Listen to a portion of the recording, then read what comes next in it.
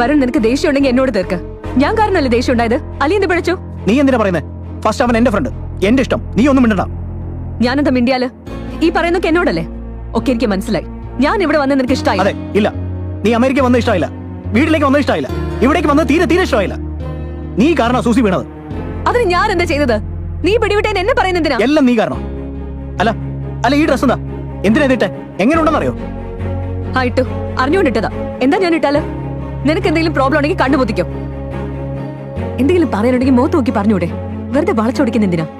ഉള്ള കാര്യം സ്ട്രേറ്റ് ആയിട്ട് പറയണം. ധൈര്യം ഉണ്ടായിരിക്കണം മനുഷ്യന്. എനിക്ക് ധൈര്യമുണ്ട്, അതുകൊണ്ട് എന്റെ ഫീലിംഗ്സ് സ്ട്രേറ്റ് ആയിട്ട് പറയുന്നത്. അതാ എന്റെ ക്യാരക്ടർ. നിന്നെ പോലെ മനസ്സിൽ വെച്ച് പെരുമാറില്ല. നന്നായിട്ട് അറിയാം നിന്റെ ക്യാരക്ടർ. കമ്പാർട്ട്മെന്റിലും ഫോട്ടോസിലും ഒക്കെ കണ്ടതാ. വാട്ട്? കമ്പാർട്ട്മെന്റ്? ഷൈലൂനിയ?